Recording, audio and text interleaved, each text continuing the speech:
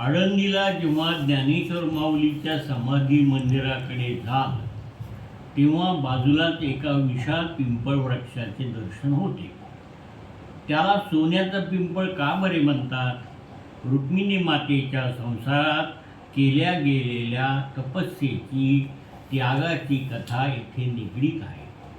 भारतीय परंपरेमध्ये स्त्री जीवनाच्या कठोर त्यागाचे, तपश्चर्येचे मोलच करता येऊ शकत नाही.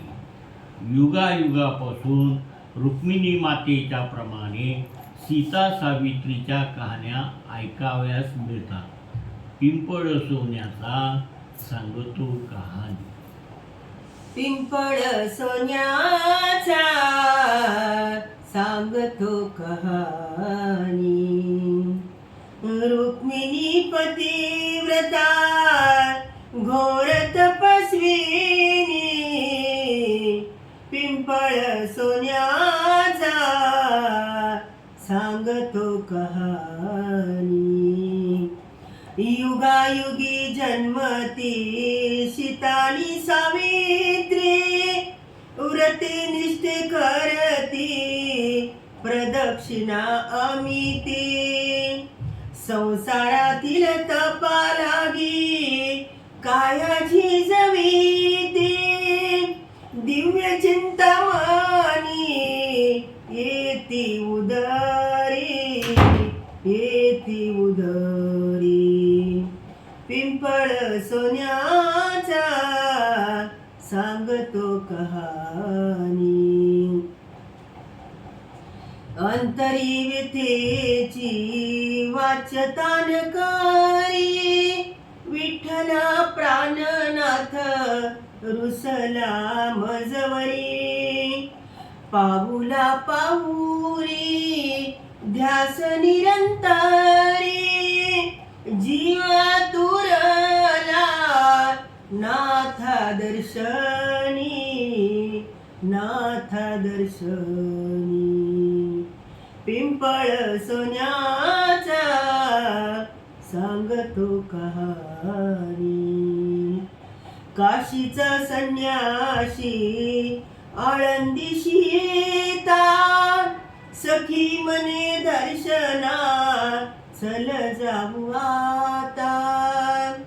आशेची ज्योत पै प्रगटली चित्ता, आशीर्वाद पुत्रवती पडला तो कानी, पडला तो कानी.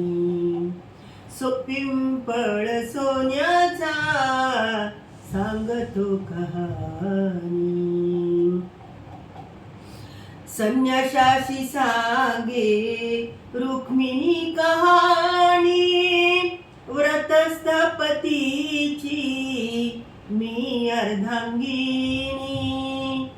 कशी सार्थ होईल आशीर्वाद वाणी, अभागिनी लागे संन्यासा चरणी, संन्यासा चरणी.